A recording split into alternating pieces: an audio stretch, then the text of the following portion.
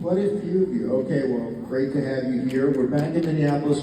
Can you historians tell me how many shows have we done, supernatural events have we done in Minneapolis? 6? At least. We've been kind of all over the city. I know we were at the convention center. I like the Hyatt a lot. Have you been enjoying it here? I think it's a little bit more compact and convenient. Anyway, I'm so grateful that these guys are available. These guys are Renaissance men. They're constantly working. As you know, Jensen is coming off of Countdown for Amazon. Very excited. And then he flipped over into The Boys. And his cohort in crime, Jared, also came in and did some Boys. Jared, of course, between his 2 Walker series and now developing a new top secret series that I can say nothing about. These guys are constantly busy, and yet they still, with their beautiful growing families, they still give us some time. And it means so much to us because they're so busy, they have beautiful families, and they still want to give back to you guys for all the love that you've given them. I think it's pretty special. All right? So, without any further ado, I love these guys. I know you love them both. Let's bring on Jared and Jensen. Please welcome Eccles and Jared Foley.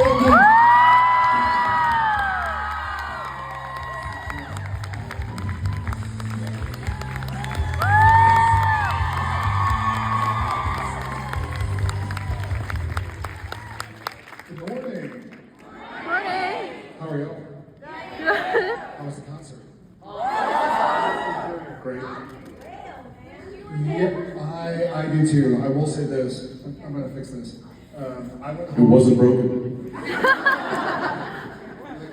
When I feel too short for the microphone, it's a sign. I went home and to the hotel. God dang it. I'll start here. And I was like, I'm gonna go to the mini bar and go to bed. I looked at the mini bar and was like, I'm gonna take some sequel and go to bed. I woke up and Jen was awake and she called me and she was like, how's it going? I was like, good. Where am I? True story. Hey, look at that. There you go. Score 1 for the day. Well, thank y'all for being here. Who's first time? All right. Wow. All right. Well, thank y'all. Who's from Minneapolis? Who's from St. Paul? Did anybody raise their hands for both Minneapolis and St. Paul? You did? So you're like right in the middle? All right. Who's been to the Mall of America? Pick a side. All America.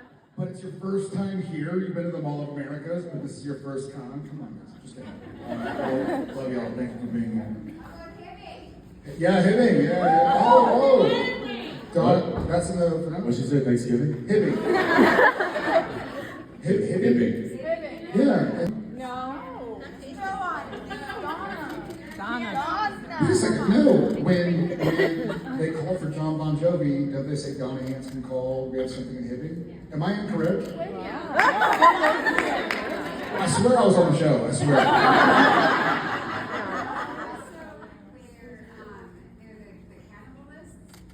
Yeah. And that's Hibbing County on the sheriff's. Okay. And then the sheriff's retreat is in Hibbing. Is that the What are we talking about? Hibbing exists. Is it the whole yoga retreat thing? Yeah. I'm so confused. You're confused. I don't know where I am right now. All right. Well, note to self. Thank you. Go ahead. I was in my hotel room a couple nights ago after I got off working late, and I just turned the TV on as I was getting ready for bed. There's a channel, and because we're filming in Toronto, there's a Canadian channel. I forget what it's called, but they do reruns of Supernatural, and I was like, let me see what's going on. I watched most of the episode, not remembering any of it. No recollection. Like, usually I can watch something and be like, oh, I remember where we were filming that day. I remember, maybe it was rainy or it was cold or whatever. Not a clue. Not a clue. Watching myself on screen going like, that doesn't exist in my memory. I will say it's been a big joy in my life in the last few months, especially Ackles being him. But I'll wake up and Jensen is not saved as Jensen in my phone in case my phone gets hacked. Like I don't want them to look up Jensen Ackles and find his number. What am I saved as? I'll tell you. I'm not gonna tell the world. But a few times over the last like 6 months, I'll wake up, like get ready to take the kids to school, and I'll see a notification, like text message from and I'm like, oh shit, I hope he's all right. And I'll click on it, and it'll be a picture of him watching his TV. A picture of his TV. He's like, we're on TV. Like 1 a.m. and I'm like, what is he doing awake? Do you remember this episode? Because I don't remember any of it. Dude, we were on TV for a long time. All right, Who are those guys? but he seems well. Anyways, let's get to some questions. I've been waiting patiently. That was a quick hand. Yeah, you're always fast. What? Wait, still what? Stop. Hi guys. Hi. My name is Abby. Nice to meet you. Pissed to meet you. Nice to meet you. In our busy lives, I feel like it's really important to have something to look forward to. So, what are you looking forward to? Z-Quill. Besides, I'm an unpaid sponsor. Just hashtag not an ad. Gosh, that's a good question. Could go so many ways. This life of mine looks like I'm not sure what I'll be doing or if I'll be doing anything necessarily, but the last 12 months being a husband and a father has been pretty freaking cool. So a lot more of that. Working together on camera. Yeah. But I think I remember Ackles saying to me, and maybe to y'all as well, when he came and directed Walker, like it was fun to come and see me doing my thing, and they knew me without him and without Misha and without Sam and Dean and this and that. I felt the same way. I got there, everybody knew Jensen. He's obviously wildly respected and honored among the cast. True, he's being modest. But it was really cool to come play in their playground. And it was Phil directing, and Crippy was there. And so we just talked to each other the way we all have for 20 years. And so they'd be like, hey, Jared, can you go back to ones and do a little more of this or that? And like, yeah, fuck off. And then the crew would kind of be like, is that cool? Like, y'all talk to each other like that? But it was fun. It was an amazing time to be around. And I love the show. I've seen every episode. So that was an honor to be a part of. And I think y'all will be excited and laugh about what we got to do together. Oh no. It's a lot. But mom and dad, don't watch it. Not for the faint of heart, that's for sure. But I did. Oh, okay. Right here. Yes. With the standing and the phone in the hands. Yes. You with the yes. That was like the Donald Trump dance. It's kind of I'm just saying.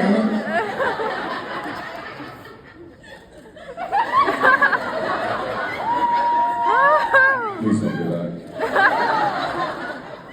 My name is Crystal. So my question, later in the seasons, you guys had like Christian Kane came on the show, being a friend of Jensen's. You guys have both done shows since then with people who are friends.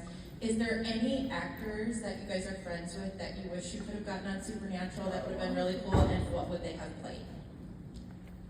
Yeah, there's tons. And we got through tons. Yeah, we had tons, yeah. I love throwbacks. I do. I would have loved to have had a few of the gang from Gilmore. The show. It would have been a lot of fun to kill Chad Michael Murray. It was great. We talked about getting Michael Rosenbaum up there for a few times, and it unfortunately never worked out. But I always thought that if there was like, I know the lovely Jay Gable who played kind of the half brother. I always felt like there was another Winchester if there was ever another Winchester written, like maybe an older brother, or like a cousin or something, it would have been, I think Nathan Fillion would have been a great. He and I have known Nathan for many, many years. I think he's, his style of acting too, he's got great comedic timing, he can play the dramatic, he can play the action stuff. I always thought he would be a good addition if it found its way there, but it never did. Yeah. Thank you, Crystal. All right, how about right here in the aisle? No, the dog. I honestly, it probably would, I don't know. Everywhere, mainly because of him. And I have driven to Austin, which was 24 hours straight through. I've driven to Orlando, which was also 24 hours. Who's your meth dealer?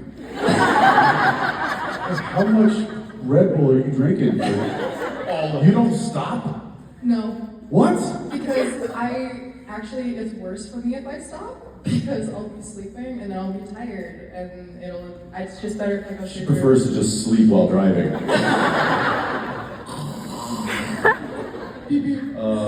Wow, that's impressive. The thing that keeps me up when I am getting tired is I blare music, and I probably look like a psychopath in my car.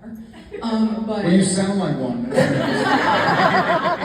But I was wondering if there was like any songs that like keep you awake if you're doing anything, or if you need to just like wake up.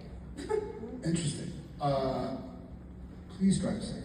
Well, that kind of brings me to my other thing. Okay. Sort of. I find the most supernatural thing about the show is y'all are driving back roads in the Midwest, and you have never seen a deer.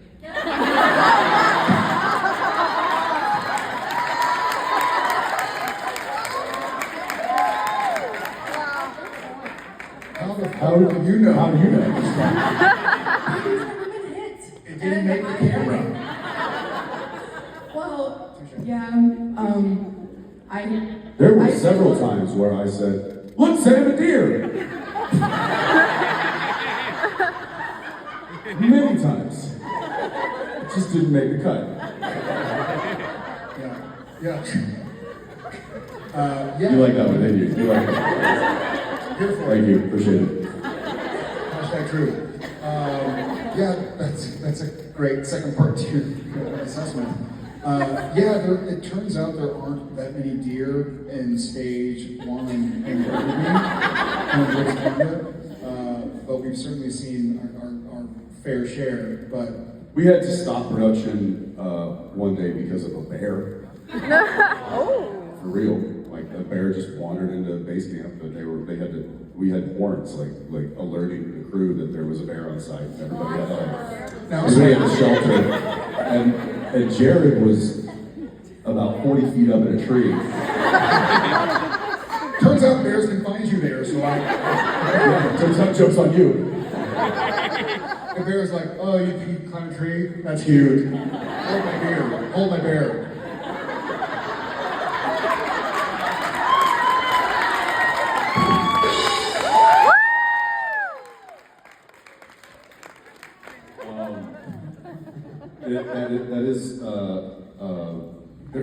There's not a lot of deer where obviously a lot of what we were shooting, all of the night driving stuff that you saw on the screen, the car was completely still in the interior of the soundstage.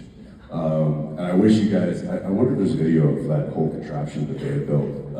I think there is. I think Serge has. Yeah, but it was all very rudimentary, like analog way of making it look like we were driving down a highway at night, and it looked great. So that's what we did for many years.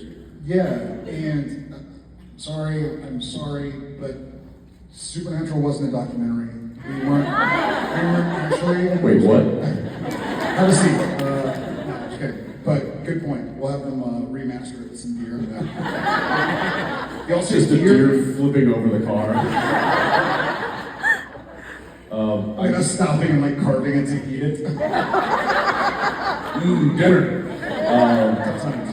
To answer the first part of your question, music, I probably, to keep me awake, would listen to something pretty upbeat and hard, like some Slipknot or some Tool or stuff like that. Or I would play something that I could just loudly sing along to. Yeah. Whatever that might be. Disney? I mean, look, you're not wrong. I belt out some Moana. You don't even know. You can't, it's true.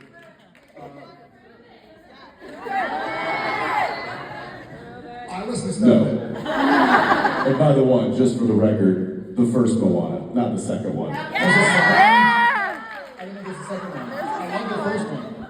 I mean, I've heard of the first one. I listen to stuff that makes me think of like childhood or adolescence, like Weezer, Pearl Jam, or Soundgarden. Stuff like Cut to Jerry, he's just like, Radiohead. I'm like, thank you. Please drive safe. I'll tell nobody. I'll buy with this. Every now and again, I take vitamin C. bro, I'm telling you. Phone's off. Phone's off. Secret guilty pleasures. Well, it wouldn't be a secret. I'm not telling you. What's it? Does your wife know what they are? I'm not telling you. You got a big mouth. Hey, come on now. We got a thing. We're doing a skit. Secret guilty pleasures. Oh God. Shit. I'm gonna tell you something honest. I'll start because I need therapy about this. This morning I did watch 2 hours of this guy opening the original Pokemon cards.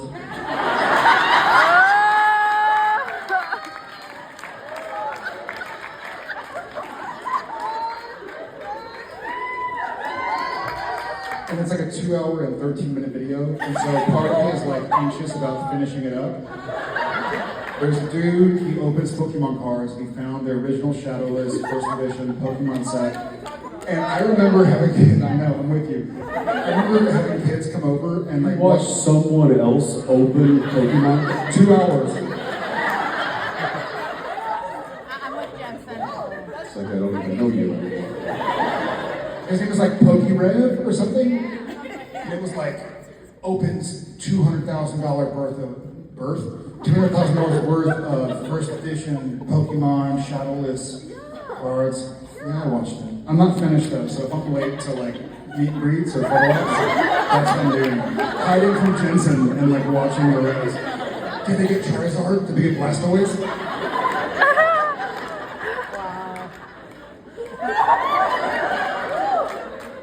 I'm back. I ain't got any fucking I secrets. feel like William Shatner when he was doing that beauty contest, and he asked the contestant, "What is your perfect date?" And she goes, "April 25th. Because it's not too cold, and it's not too warm." And the look on his face is just like, do I tell her? That's how I feel in this moment right now. Do I just put you down? Yes, you do. Make sure you take your ZQuil tonight. I will. I'll take a lot. I'm not going to beat that, so I'm not even going to tell you what a guilty pleasure I have. Yeah, truth. Yeah, so there's a game called Pokemon TCG. Okay, we can stop talking. I think we got it. Snowball rolling downhill. And I downloaded with my 11-year-old, and we like play Pokemon together. It's a nice bonding We can moment. stop. This is No, let me get this out. Just- and so we ended up doing like Nashville Con or something, and I had just downloaded it, and I was like, oh god, screen time came up, and it was like, you play it 3 hours a day. And I was with Misha in the green room, and he's like, oh, dude, that's kind of like a full-time job. And I was like, yeah. So I had two options, either stop playing it or delete screen time. So I deleted screen time.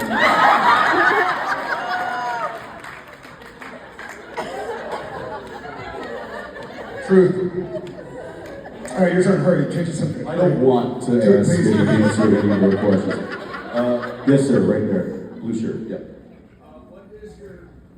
Oh, here you go. Here's a mic.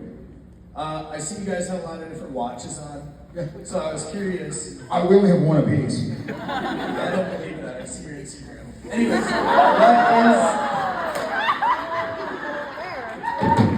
Well played. Well played. what are your two favorite watches from both of you? That's a great question. Are you a watch fan? A little bit. I watch like YouTube with Kevin O'Leary. Yeah. You know, obviously I can't afford them, but Hey man, Cool. Not about affording. Well, that's it's funny you said that because my two favorite watches, and we are fans of watches and kind of that old school. I don't want to call it technology because they're all handmade. So when I think season 1 of Gilmore Girls, my dad turned 50, and I bought him a watch. It was an Omega watch. It was probably almost $1,000. It was kind of all my savings because I wasn't making all much money on the show. But I bought him a watch for his 50th birthday, and I said, "Hey, when you die, I want this." And so he wrote down on a post-it note, for me from Daddy. But that's a lot of money, no doubt. But I think I also have a watch. It's a Fossil watch from Target that I asked for my 12th birthday. It was like $20, and I remember coveting it. It's a Pokemon limited edition. There's a Pokemon watch. I'll be right back. Thanks, guys. I think for me, the watches that I like the most are the ones with sentimental value. Honestly, yeah, it's like the memories for me. It was a nice timepiece. Was a Omega Seamaster, and I still have it to this day. It still works great. So it'd be that one, and then also the first watch my wife bought me, which was a two-tone Submariner. If they were like, you can only keep two, those are the two I would keep. I'm taking the rest. Thanks, man. Right next to you. You're laughing. I think you might have. Y'all know each other? Hi, congratulations. So I don't know if you heard me. Two-tone Submariner is the most important one. You had a mischievous look in your eye, like you were gonna I was call just excited. him out or something. Okay. So we're getting married in October. Congrats. I didn't know if you had any marriage advice or anything. Yeah, don't do it.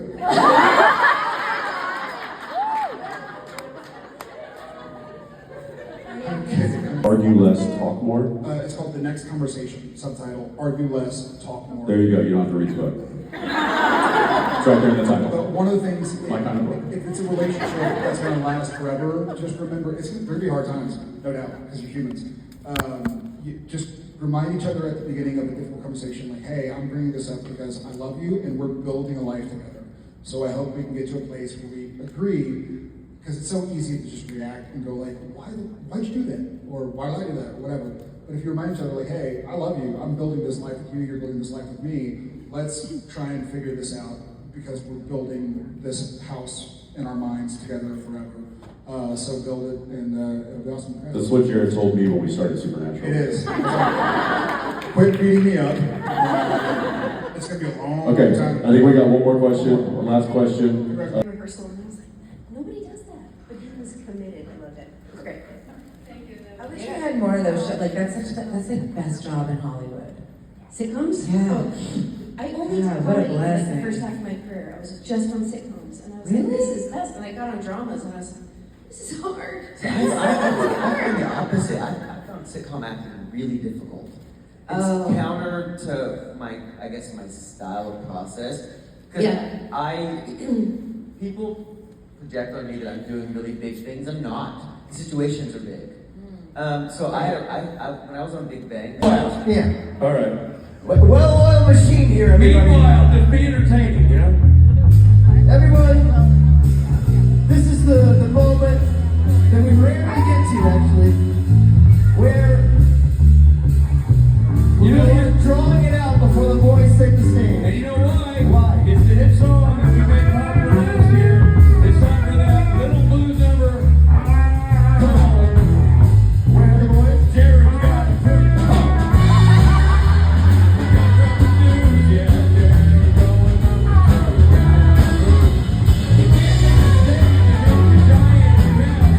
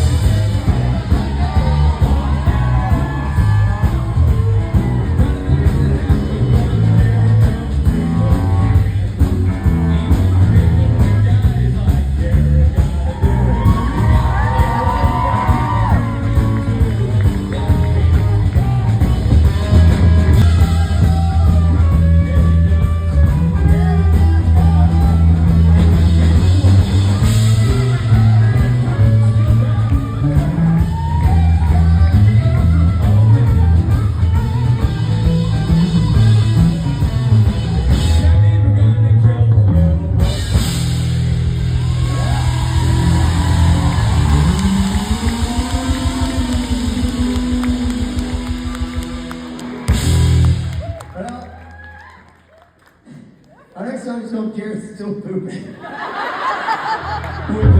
Hey, you know what I love, by the with way? the subtitle, and Jensen's got a tinkle. You know what I love, by the way? It's my favorite thing. I'm really glad Ruth came out. My favorite thing is watching you dance with her. Yeah. Rich like, I'm not much of a dancer. I know You're a really great dancer. You always make fun of my dance, but I broke her glasses in the process. Did they break? Dude, there were 2 pieces down here on the ground. For real? Yeah. Oh, shit. I danced the glasses right off her Guess face. who's paying for those? Yeah. I'm going back to the vendor's room. I hate it when Richard dances.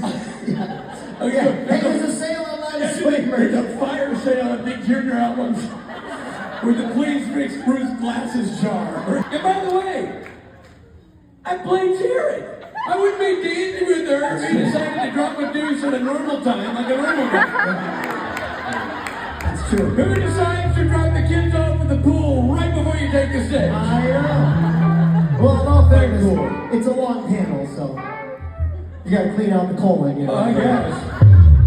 Well, Yeah, thank you. Do it. That's right, clean out the colon sound effect. Yeah. You know, guys, this is where Rich and I really shine. It's like, you know, if we had like a telethon, you and I would be great telethon hosts. Oh, you know what I can do right now? This would be great. Give your phone. Yeah. Okay, I get to borrow your phone to film something. You're not for my wife. We gotta do it for my wife. Okay, you're not So, gonna- no, this is my, so today is my wife's birthday.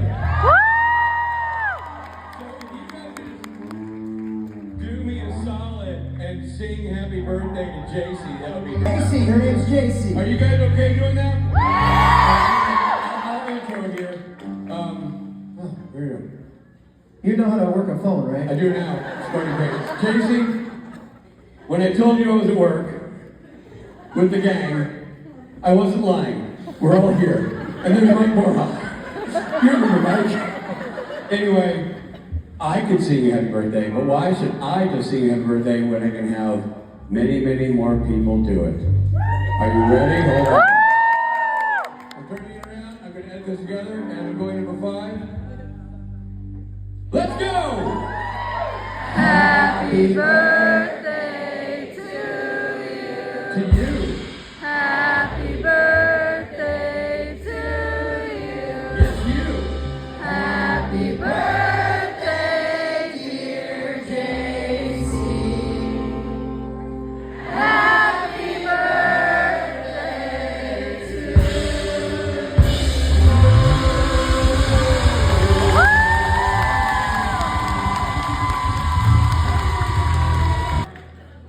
I'm glad Jared had to poop. Me It too. was better for my family. It was Who's better with for the Jared. Jared and Jensen report? How we doing? It's like Jared gave That's a my thumbs wife. up? Hey, I got a thumbs up on the voice. It's like JC Jared gave my wife a big brown present. Yeah.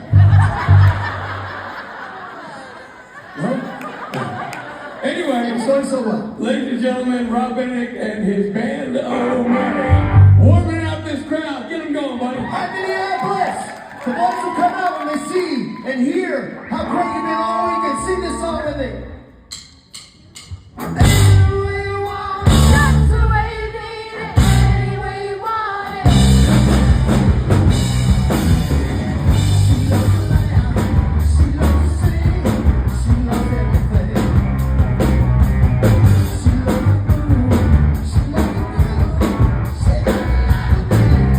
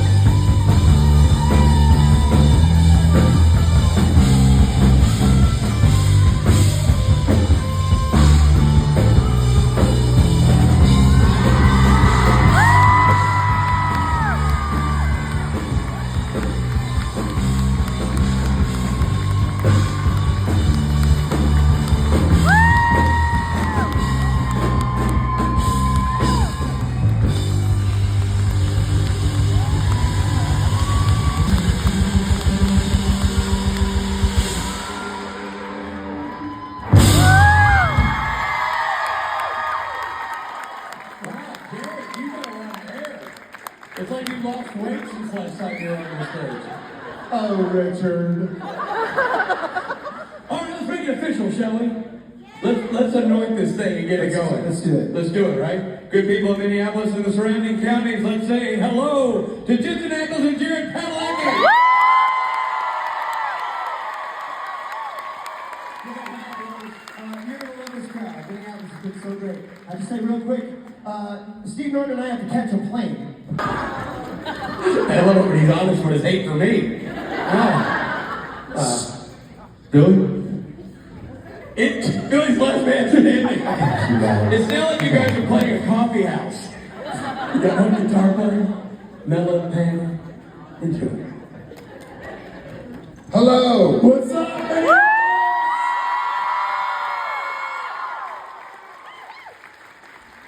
Dude, we were walking down the hall just a second ago, and I was like, oh, let me just hop in here and go to the bathroom real quick. And as I walk into the bathroom, I hear, anyway you want, I'm like, oh, shit! Come on! So there was a dark spot on his pants. Now you know why. Is he gonna regale us? Jensen Borja, ladies and gentlemen.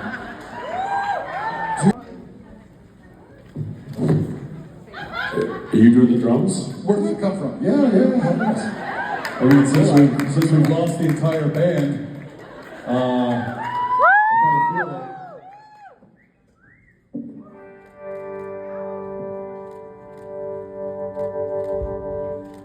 There's so many pedals down here, I don't...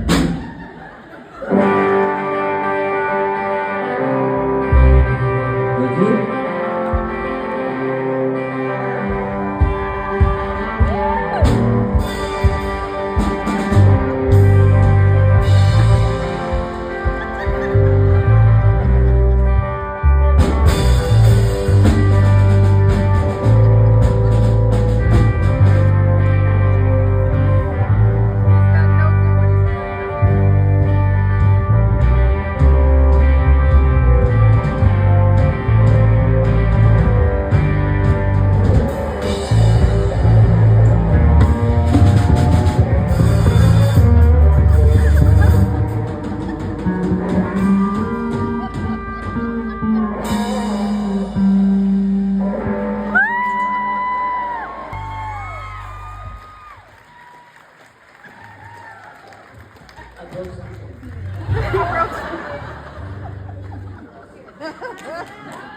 Y'all are now witnesses to our first and only ever concert. I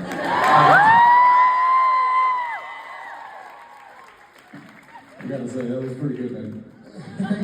That was pretty good. Not surprise yourself. Thank you. So, long story short, if that was American Idol, we did not get through to Hollywood. Golden ticket. We did not get the golden ticket. Hi, Minneapolis, St. Paul. Thank you for being here and for not throwing up in the last 3 minutes. It's awesome to be here and to see some new faces and some friendly faces from the past. Let's get to some questions. How are you? I'm Nicole. My question is for Jensen. Well, no, let's go over here then. Who's your question for? Just kidding. Hi, Nicole. Hi. So you collaborated with Steve, and then you got to sing with Corey from Slipknot. I'm just wondering if there's a dream collaboration you'd like to do, dead or alive, person. No, I don't know if you noticed the skill set that I have on the instruments up here. I don't know. No, I don't. To answer your question, no. I don't have I wish, so I wish I had an answer for you, but I don't. Do you? Yeah, yeah. Who would you want me to collaborate with? See, it's not that easy. She's asking everybody around her. Somebody answer, give me anybody. I don't, I mean, at this point, it's just like, when those moments present themselves, then I'm able to rise to the challenge. When Corey reached out and and then I reached back out, and then that just kind of happened very, organically. There's, we've got friends that are amazing musicians, like this man to my right here. We've talked about collaborating. There's a lot of different, it's all about timing and inspiration, and when that opportunity presents itself. So hopefully I get a lot more of those opportunities in the future. But to pick one person or even a group of people, I couldn't do that. I just hope for the opportunity, whoever it might be. I hope for that for you too. Thank you. Thank you. Hello, I'm Cindy from St. Paul. First of all, I just want to say that I love your work and you're amazing. And I also want to say that I really enjoyed watching your wives on the show too.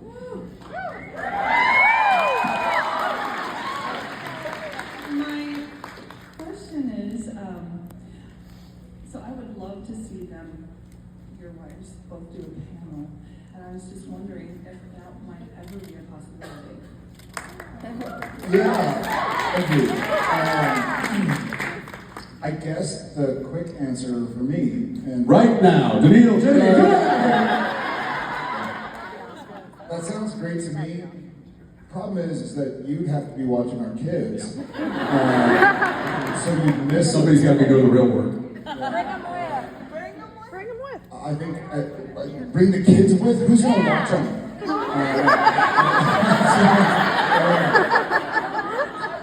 Ask a stupid question, get a stupid answer. I think they'd love to. I'm sure they will.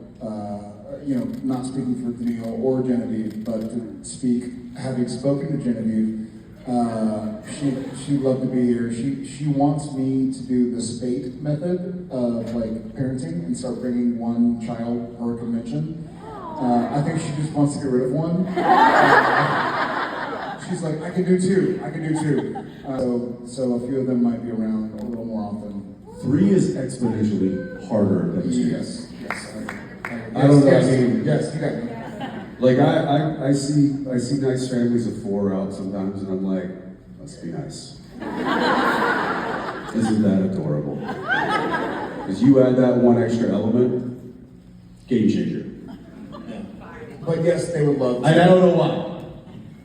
Yeah. Cindy, thank you so much. Thank you so Go much. St. Paul. Hi. Hello, my name is Sonia. I was wondering, over the many, many seasons that you filmed, there's a moment on set. Well, you had a lot.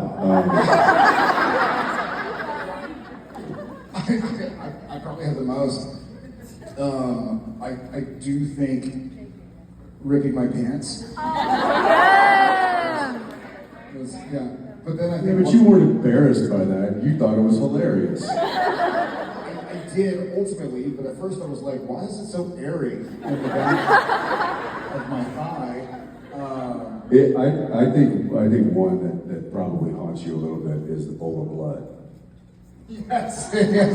Season 6? Yes. French Mistake. Yeah. There was one, we're shooting with Sebastian Roche, Balthazar, and we're in Bobby's house, like in pseudo Winchester universe, and he puts a bowl of blood on the couch, and Jensen or Dean is doing something, and I'm nearest to the bowl, I'm standing here as Sam, and the bowl is like right here, and then I can kind of see, we're in the middle of the scene, and the bowl starts tipping, and instead of going like, I got it, okay, just go back, I go, like fake blood, blood on the couch, blood, and Jensen goes, dude, why didn't you just go like this? I was like, I don't know, it was happening. It looked like this. It looked like this.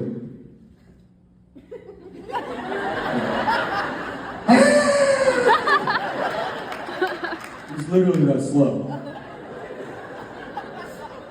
Yeah. He could have just.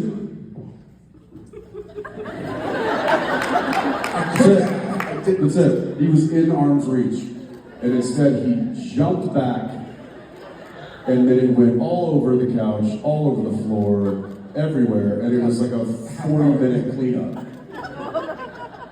Yeah, that sucks. What about you?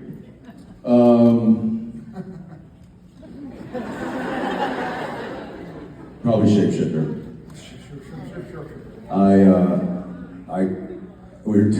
We were in like an alley, right? Yeah, downtown. And it was the scene. It was like, I think it's a shapeshifter, and I couldn't, for some reason, I just couldn't spit out the word shapeshifter. It's like, we gotta go because I think we're dealing with a shapeshifter. And then he's just like, what? Shut up! Hang on! Okay, let's just go back. There we go. There, we gotta go. I think we're dealing with a shapeshifter. I couldn't say it. I don't, and it was like one of those moments where it's like, what's happening to my brain? And so it got down to the point where it was like, Sam, we gotta get out of here. I think we're dealing with a shapeshifter. And then, so he didn't tell me he was going to do that, so I lost my shit. Yeah, it was one of those, if I've seen shapeshifter or skin. Look for it now. If you go back and look at it, I'm like, what? It'd be like, he kind of changed the whole tone of his vibe right on that one word. It's like, that was why.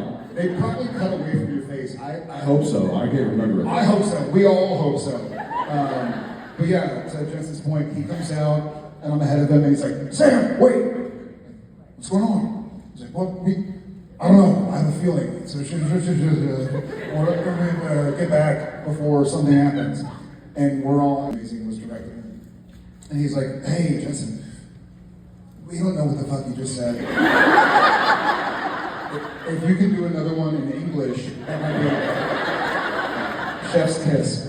And so Jensen's like, yeah, I get you, I got it. So we go back, and like, okay, we run out. Sam! Yeah, we can't leave yet. Look, I'm sure that I sense something inside, and I think it might be a shit. So we gotta go back. And it's like, I'm kind of going like, Jensen, have you been drinking or something? But Robert, director comes back and is like, Jensen, thanks, that was great too, but we still, what just happened? Like, do you smell toast? And so finally we get to like take 3 or take 4, whatever, run out the door. Sam! Yeah, we can't leave yet. Listen, I was inside and I feel like something happened, and I get the sense that it's a shapeshifter. So that was my response, just like laying on the floor, while laying on the ground in an alley in downtown Vancouver, laughing. Germs everywhere, but yeah, that was good. You know when you ask Google Translate to say a word for you? That's what I sounded like. Shapeshifter. It was good. That was embarrassing. Yeah, for sure. Thank you so much.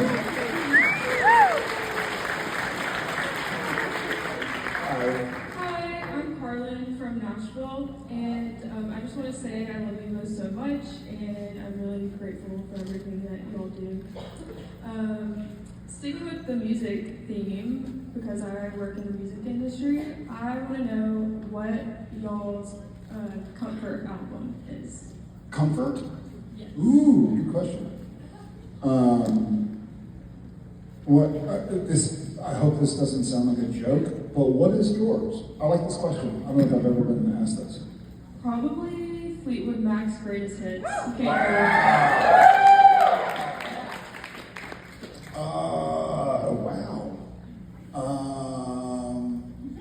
I'm gonna try something, and I think, you know, music, how it changes. Sometimes you're in a mood, you're comforted by like hardcore rock. You're comforted by, you know, a lyric pop or whatever.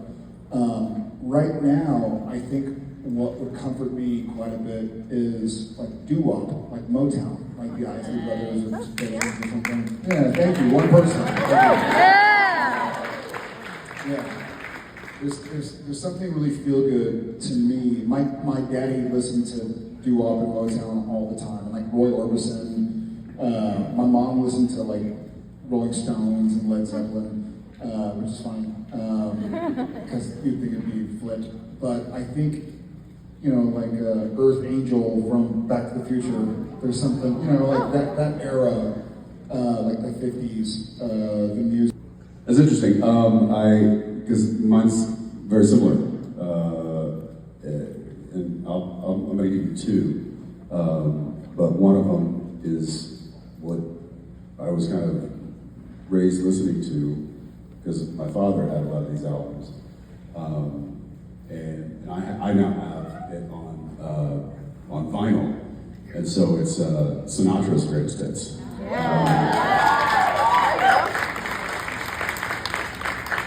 So like you can put up like fly me to the moon, let me play among the stars, like that. I'm like, oh, I'm in my happy place. But also, I think as obviously as I've grown up, I ventured into a lot of other musical genres, and have an affinity for all different kinds of music. A comfort version now that I've maybe found myself is which is going back. I'll go like Miles Davis kind of blue. Like I could put that on and just feel and comfortable. But those are comfort albums. I have other albums for if I need a different feeling. Yeah. Thank you. Thank you so much. Hi. Okay, from Wisconsin, and my question is for both of you. With all of the religious themes throughout the seasons, was there ever a time where there was episodes that you struggled with or were maybe a little uncomfortable with, and if there weren't any, were the things that you would like to have seen done?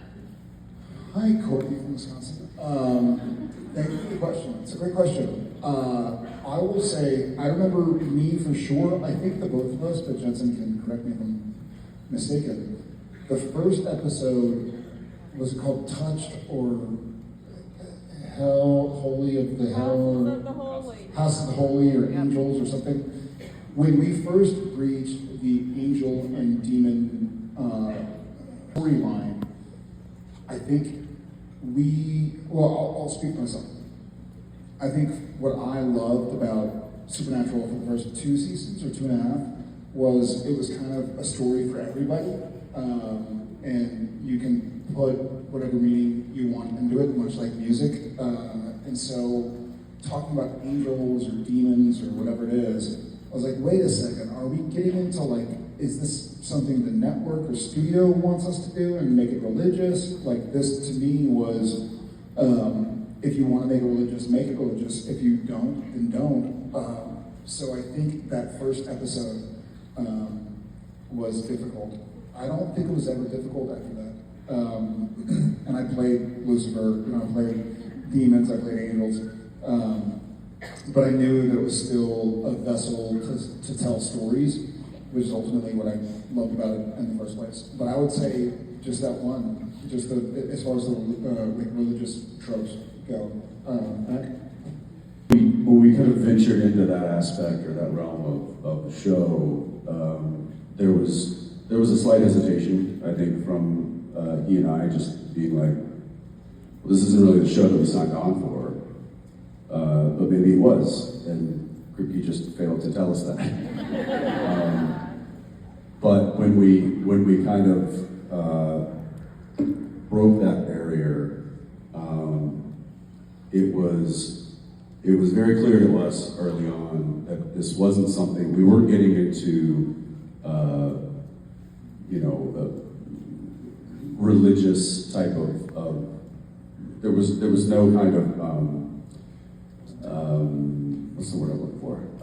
Commentary on religion. It was taking inspiration from the religious stories, and I was fine. We weren't literally dissecting the stories from the Bible and going after Noah and asking him how he made that work. It was more of like taking a generalization of religion and the heaven and the hell and in our story and doing it in our own way and taking creative liberties with that. And then I think once we realized what that was, then we were able to kind of hop on board and do it. Yeah, we to his point, I don't think we knew where it was going. And then I guess there was one more point for me, which was season 4, after the writer's strike, and season 401, Lazarus Rising, aired, and I watched it. And I was like, okay, we have an angel in the show, Castiel, and he's a new actor, and his name is Misha. And I watched the show when it aired, and I was like, wait, we're doing angels, and ours is a fucking weirdo? All right. I guess I gotta sell my house. I don't necessarily know that was by design. I think that was just Misha. And then we just had to deal with it for the next 12 years. 12 more years. Thank you so much for your question. Well, congratulations on getting through your first year of college, first and foremost.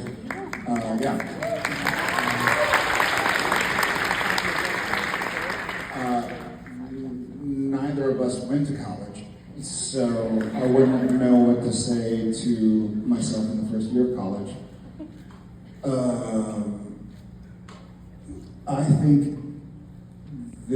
I think when I was in my late teens, early 20s, it was really a time where I would have benefited the most, and I have benefited the most since then from all the questions I asked.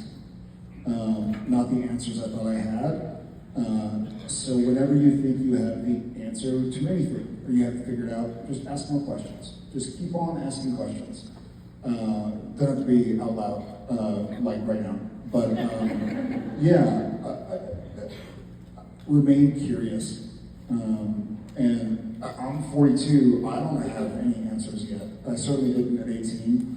And that's not a statement of like ignorance or naivety or something. It's just, hey, you live, you learn, and you'll find out who you are, you find out what you want to fight for, what you want to care about, where you want to spend your time. Years in your late teens and early 20s, if I were to give my opinion, I hesitate to give advice, but I'll give my opinion. This is a great time to ask every single question you can think of.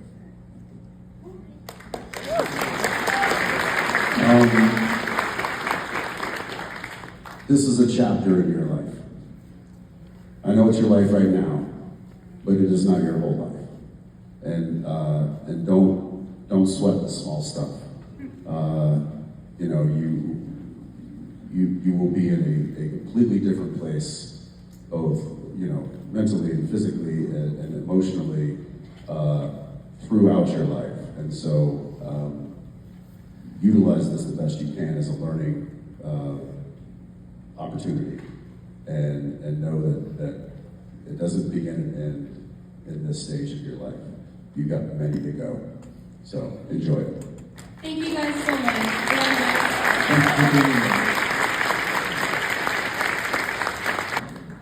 So my question is, what was an irrational fear you had as a child? Bears. As a child, not as an adult. I was afraid of alligators underneath my bed. Alligators? You from Florida? No. Okay. Okay, so you were afraid of alligators and now? No, under her bed. That's why it's irrational. I see. Well, where do you live? I was from Oklahoma. You weren't afraid of tornadoes? Maybe a more rational fear. What's your address in Oklahoma? Is anybody home right now? Where do you keep your valuables? Okay, so irrational fear. I get it. Because obviously, because there's no bears in San Antonio. Correct. But you had this fear of bears as a kid? Yes. You didn't? Your whole life? Bears, dude. I feel like I'm saying the same word. Correct. Okay. Bears. Yeah. Yes, I don't. So this is, yeah. but that is a rational fear in certain circumstances or in certain parts of the world. Like when you're being attacked by a bear. Right. But it would be irrational to be afraid of bears coming out of the bathroom. Are there bears in the bathroom? Guess I'm not paying again today. But yes, an alligator under your bed, that doesn't make a whole lot of sense. Let me ask you this. What do you think sparked that? I hated having my feet hanging off the side of the bed. Okay, so you were just afraid of like a monster under the bed. No, it was specifically alligators. But the monster was in the form of an actual being, Yeah. which was an alligator. Yeah. Got it. That sucks. Because it's like, well, there's a monster in my bed. It's like, monsters aren't real. You don't have to worry about that. That's just in books and science fiction and a show called Supernatural. You don't have to worry about monsters under the bed. Yeah.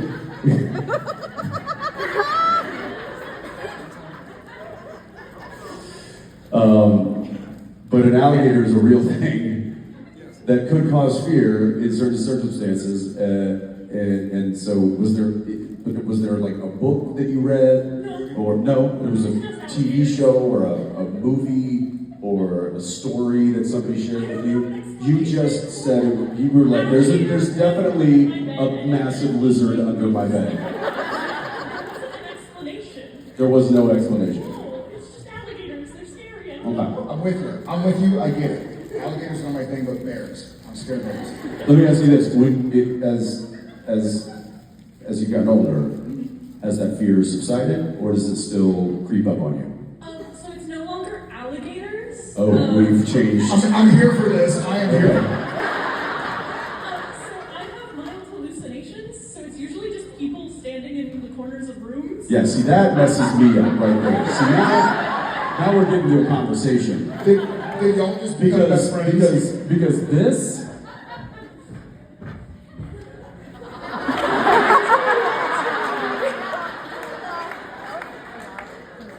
If I wake up and see that, I'm blowing it up. I've got the detonator and the whole place is going up. Me included. That's it. What's that? I was really scared of gremlins. Gremlins? That makes sense. That's fair. That makes sense. I love that. That's a good fear. Okay. I know I had some. I'm just trying to dig deep and try to find them because now I'm like, nope.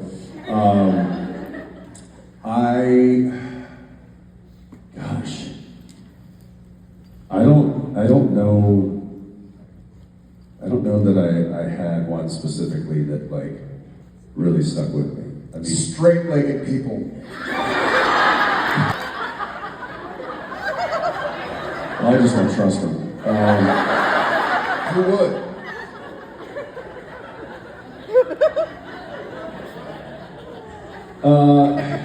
Yeah, I don't know that I think I have healthy fears. What's a healthy fear? Healthy fear is like when you see a rattlesnake.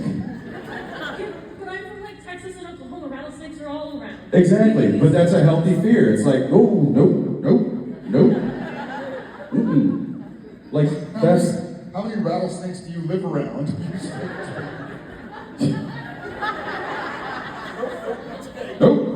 No, Jesus.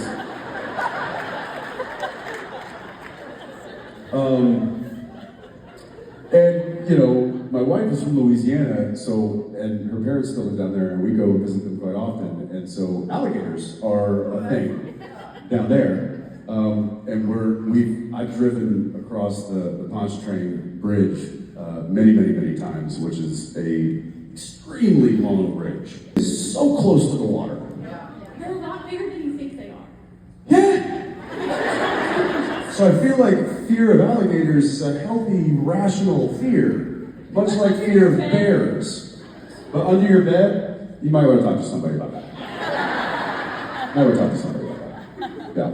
Thank you. Thank you. I'm sweating now. Okay, so my question is, what events in the show aided in evolving your character's perspective on the ethics of hunting monsters? What advice from the show? Events. What events from the show aided? I'm gonna need you to just repeat the whole question.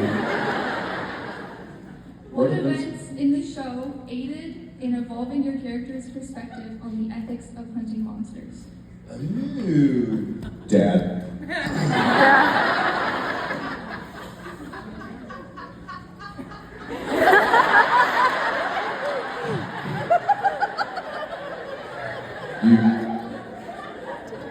You'd like more than that, wouldn't you?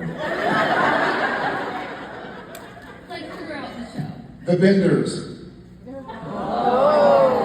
The Benders and, well, for Sam, the Benders and the Clowns. No, the Benders and, was it season 1 where I get killed by Aldous Hodge? Or season 2? Season 2. I'm honestly still trying to figure out the question now. I like it. And it's something I'm working on right now as a human being. Not monsters or how to kill them or what's it. But I think with the Benders, learning that sometimes, how did Dean put it? Like monsters aren't the only evil or something because they're humans.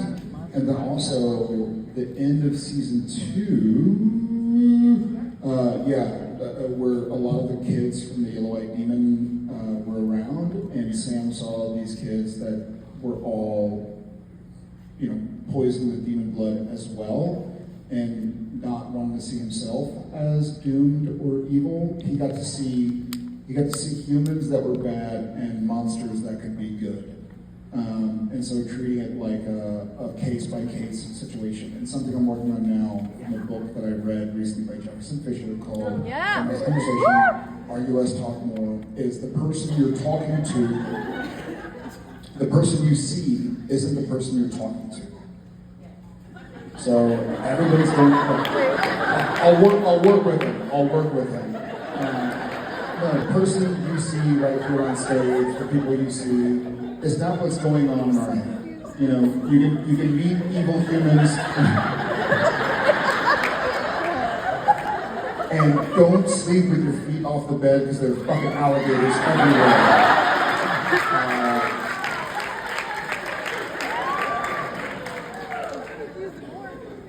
But that's it. That's pretty much that.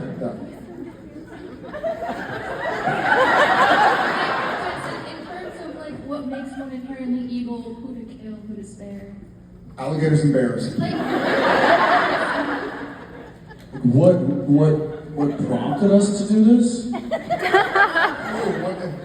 What events shaped the way Dean hunted monsters? Right. Mom dying.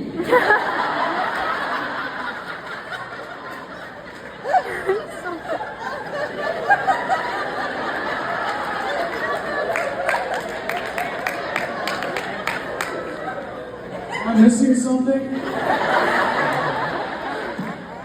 Mom dies. Let me just explain the show to you. Mom dies. Dad gets mad. Dad enacts revenge for life. Forces his sons to follow along when really he was going to go it alone regardless. But he said, "Come on, boys." And then as the boys get older, one's like, "I don't want to do this," and one's like, "Dad, you're my hero," and keeps doing the revenge of the mom thing, and then learns how to fight bad things, and then each time they fight the bad things, they learn, because there's a journal involved that documents. It's like a stenographer. It just, this is how you kill a Wendigo. And then that then informs us how we kill the things that we need to kill in order to save the day for the family. I'm still not answering.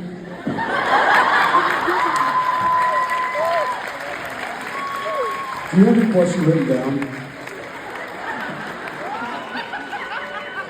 I think you're putting some emphasis on the wrong syllable.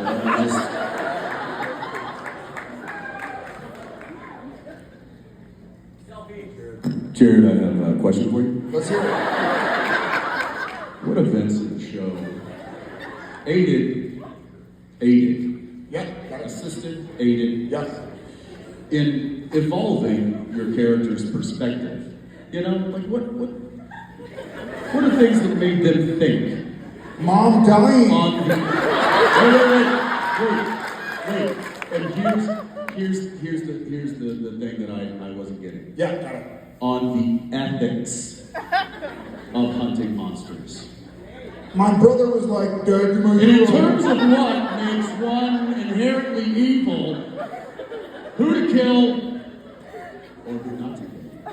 I was like, hey, I know you're in college, you're gonna have a good life, but Dad's my hero and Mom died. Come hunt with me. That's basically all I remember. Thank you for your question.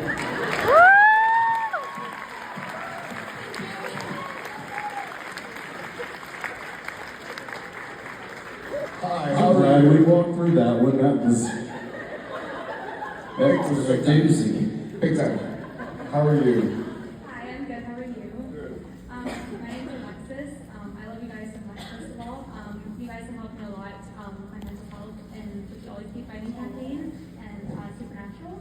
I was just wondering what you guys do to help you guys get through your guys' bad days. Thank you for sharing that, Alexis. Doo-wop. Sure. This is going to sound strange. I don't try to do one thing. I do try to breathe, and I have the tendency to kind of get ramped up and revved up and talk quickly and think quickly as quickly as I can. But I guess I try to do everything. That sounds cheesy, but I'll try and explain. I try to find the joy no matter what, and I remember everything. I try to remember and remind myself that everything you do is a sacrifice. You could be home right now. You could be going for a walk right now. You could be sleeping right now. You could be eating. You could be watching television. You could be watching Pokemon cards getting opened up.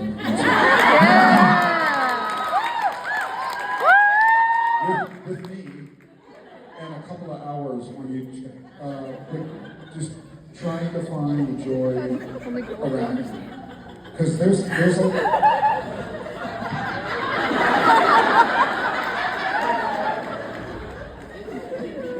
there's a lot of joy and happiness around you, and if you can find happiness and joy in whatever's around you or whoever's around you, then you'll never lack a fountain of joy. So there are going to be days and moments where you just can't find it in yourself. But if you can find it in somebody else and be happy for them, truly happy for them, then they'll give you something. So, yeah.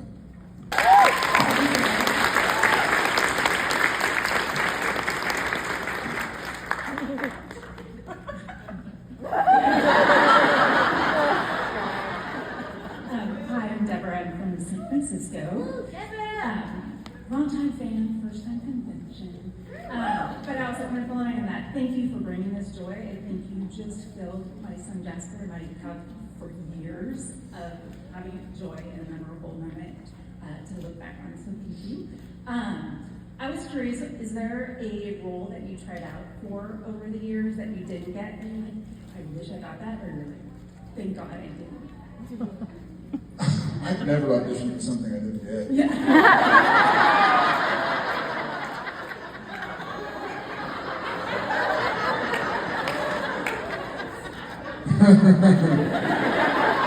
Not true. Not true.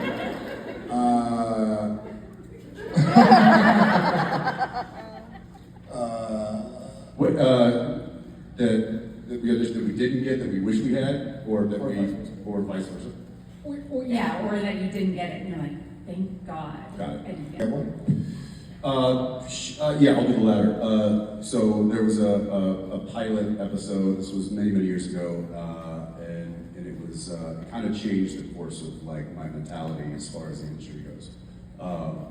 And it was I don't even remember what network it was on, but it was this was in maybe the early 2000s, and it was a family drama show, and it was for the pilot of that show, and it came down to me and one other guy, and I thought for sure I had it. I got all the feedback, and the director was like, "You got this," and the producer was like, "You're our guy," or whatever. I was getting positive feedback, and so I went to the final audition, and then when I went home that day, I basically waited by the phone, knowing I was going to get that call, knowing I was going to have this job, and I got the call, and they decided to go with the other guy. It was me and one other guy, and It was me. No, we know the guy. He's and I hung up the phone, and I put my fist through the drywall, and I was. Trust me, it was a weekend patch job. I was pretty proud of it.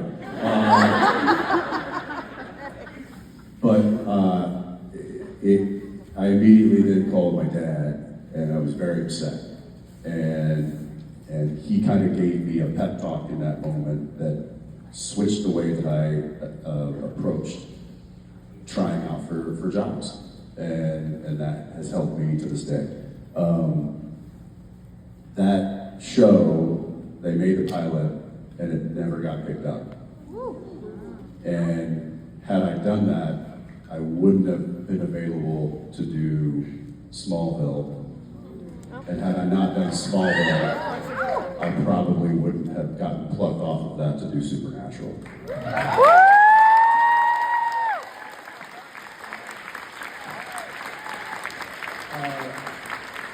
Yeah, same. It's like the Garth Brooks song.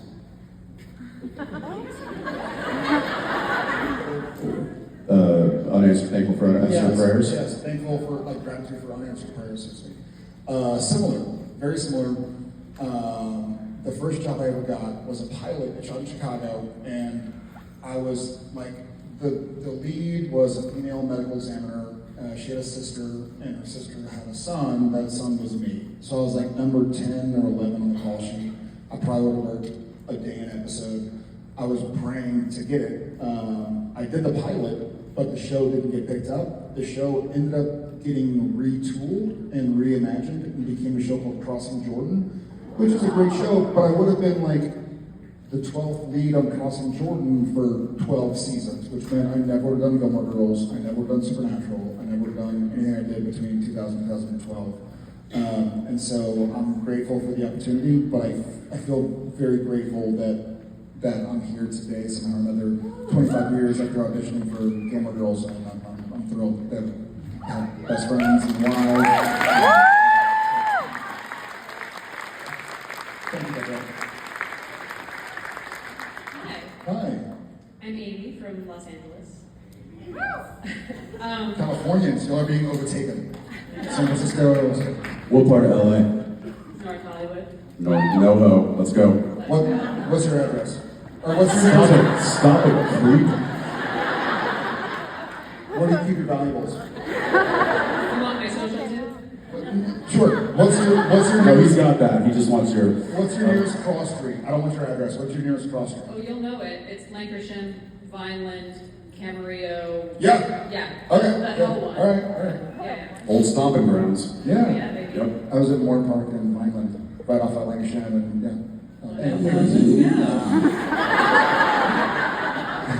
We're in Minneapolis, dude. There are people watching.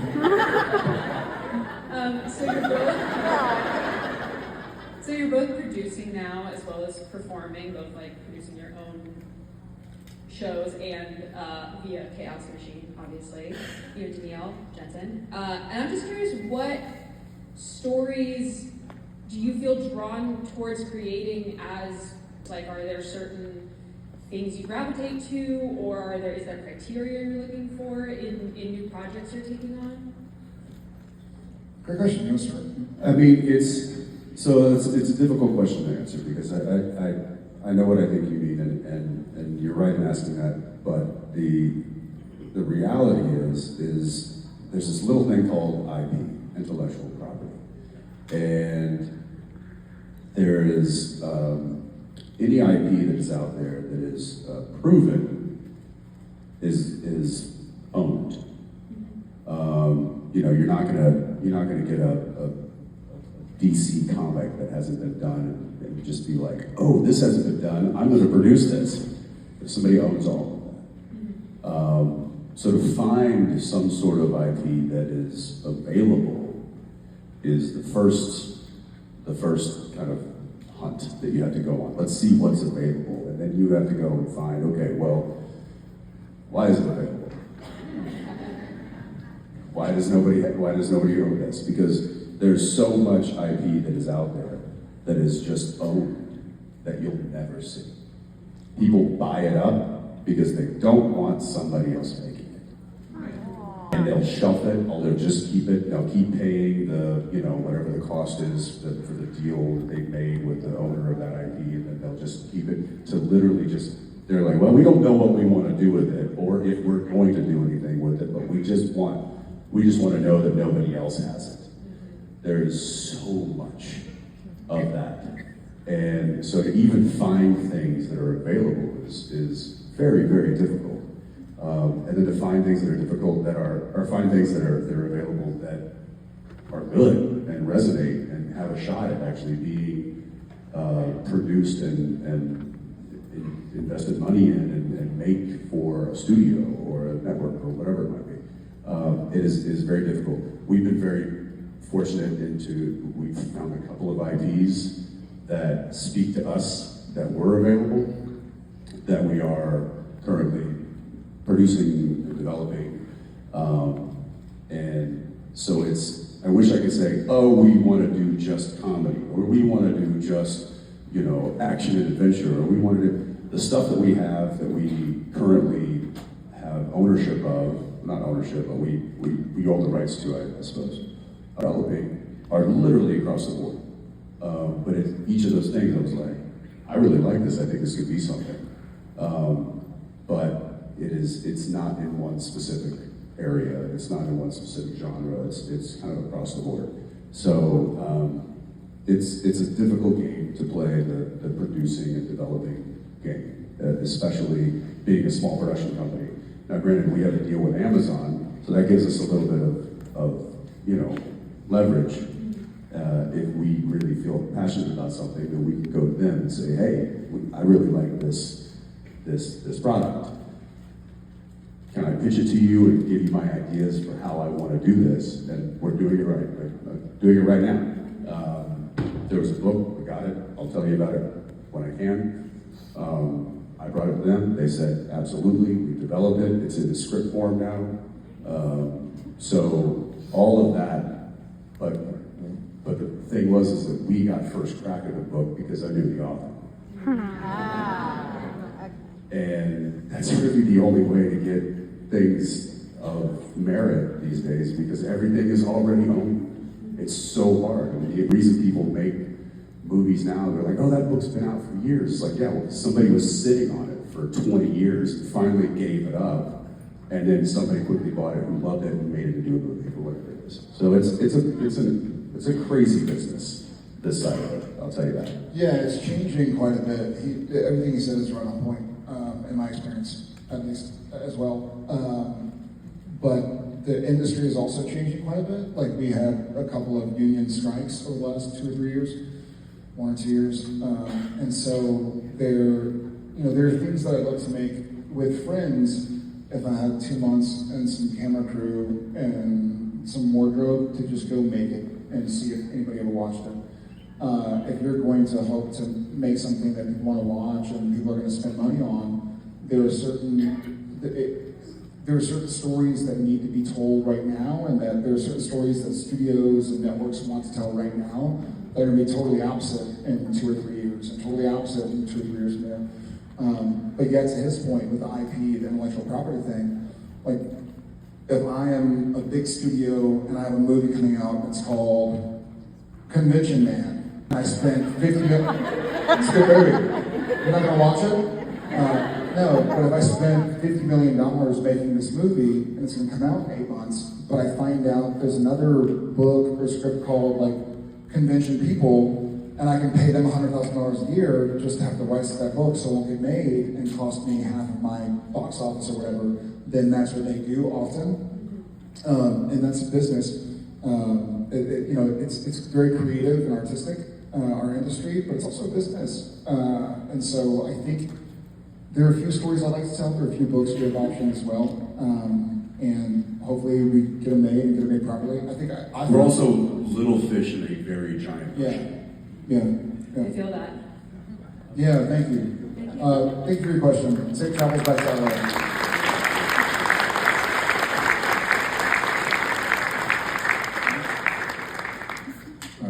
I'm not good at this. Oh, it's gonna be a bad day. Sorry. Hi. Crystal from Wisconsin. So this might be kind of an unpopular, maybe popular topic. Yeah, let's go. Let's piss some people off. Let's go. Fucking cheeseheads.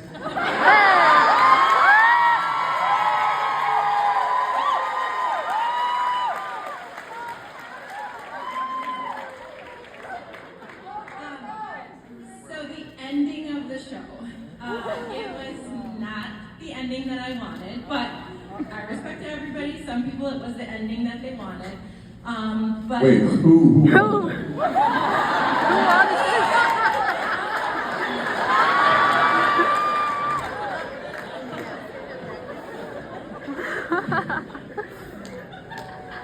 So it was not the ending that I wanted. So I'm just wondering if you had to change the ending, how would you end the show instead? I would have just moved about 8 inches to my left.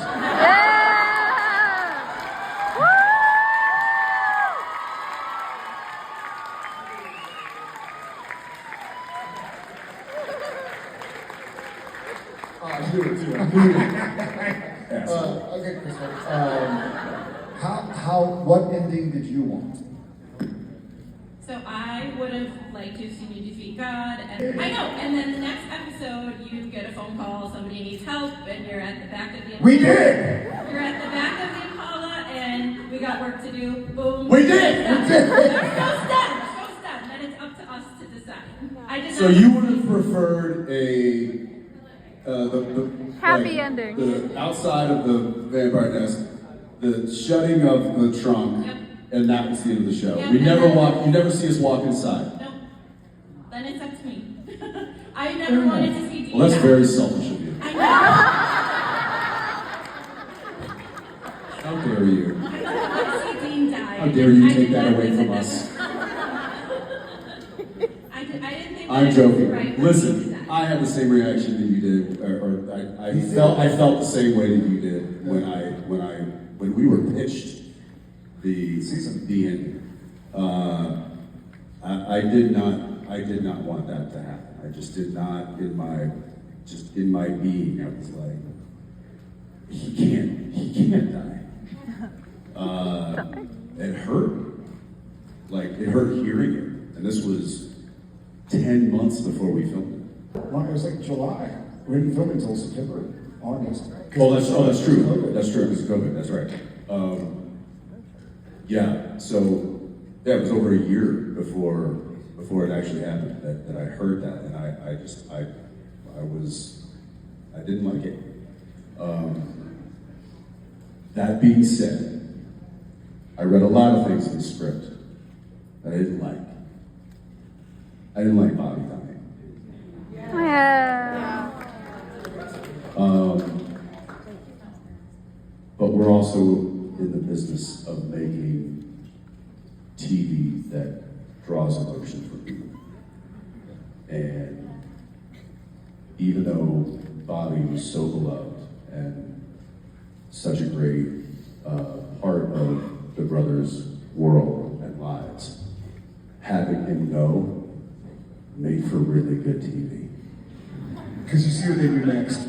I think what he's saying, we talked about this, there's a lot, that whole saying pain is mandatory, suffering is optional. Like one of the great things about Supernatural, because of our genre, because of our SBN family being with us, and knowing that we stick with y'all, is we get to explore these really freaking uncomfortable situations, unlike other shows and movies get to explore.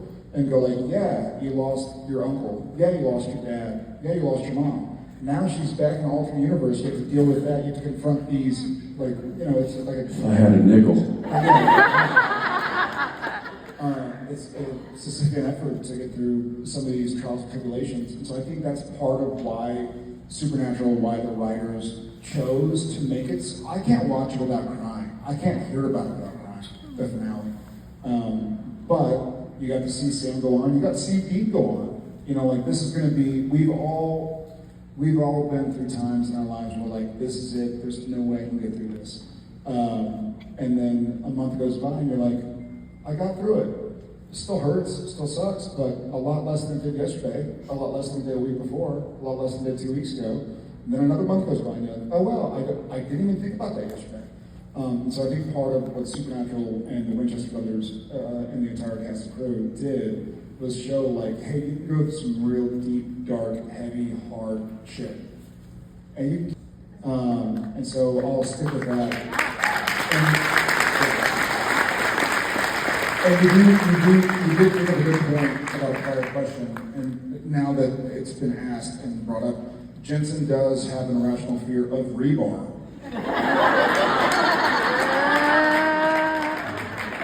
But remember this, had Dean not died that day, we would not have gotten to see Jared Padalecki in that gray wig.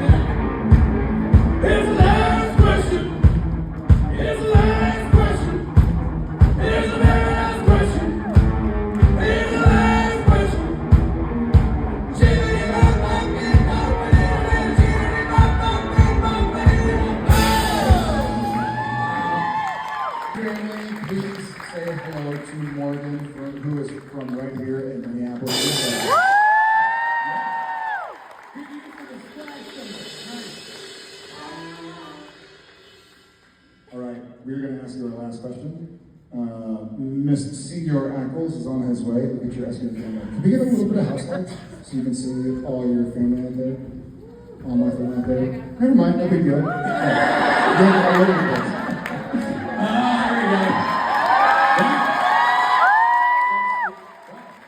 So Logan, you are our last question, and we would love to hear what it is. So my question is, I know that the first couple seasons of Supernatural were shot on film. My question is, what was it like working with evolving technology over the years? Great question. Yeah. Great question. Yeah. Okay. Yeah. I'm here for this. My mom's question. Hi, Mom. Where's Mom? Where's Mom? Where's Mom? Where's Mom? Mom, where's Mom? What? More? Hi, Mom. I know you're good. I'll go first. I'll try first. So it was a lot quicker because when you were doing film, they had to load and reload all the film. You know, 1,000-foot mag, 300-foot mag. Check the gate. You have to do takes over and over again if there's a hair in the gate. Whereas when we went to digital, it was easier to do visual effects. It was easier to reload. They just took a memory card out and put a new one in, as opposed to like, okay, pull it out, wind it, deliver it downtown, get processed. And so I found it quicker. Well, there was a learning curve. Certainly, when digital cameras were introduced, they weren't foolproof. There was a lot of like, the camera would crash, and so they would have to like reboot them. And you know, it was during that kind of like transition where people were going, "Is this worth it?" Now that they've gotten to a point to where they are, it's astronomically changed the industry. You know, not even just from the camera aspect, but also what you could do digitally to the picture. It's been a really unique effect. Just the other day, I was sitting behind the camera, and the camera was on the dolly on a remote head, which means there was nobody operating it. The operator was in another room with a monitor and wheels, and it was just like a moving, you know, robot, basically. And it would follow us in, and it would, you know, move and all, and everything was being operated remotely.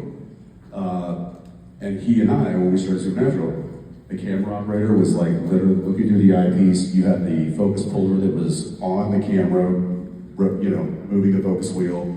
You had the dolly grip that was on the dolly. You had everybody was on the camera in like right there. But now everybody's like, it's all done remotely. And I'm like, at what point does AI take over and just, you don't need a camera operator anymore. You don't need a focus puller anymore. You don't need a dolly grip anymore. You don't need an actor anymore. Gotta be careful what you wish for. It's been real. Thank you. That was a really good question. Thank you, guys. Thank you.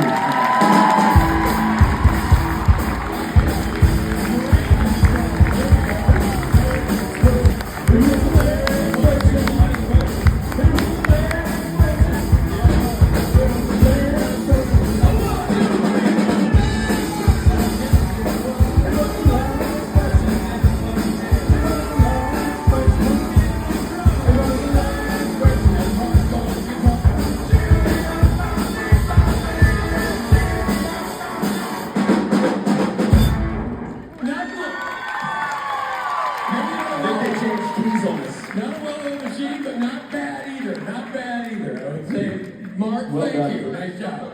Ladies and gentlemen. Not bad, not good. Not bad, not good. Better than shady. Ladies and gentlemen, Jared Padalecki and Jensen Ackles.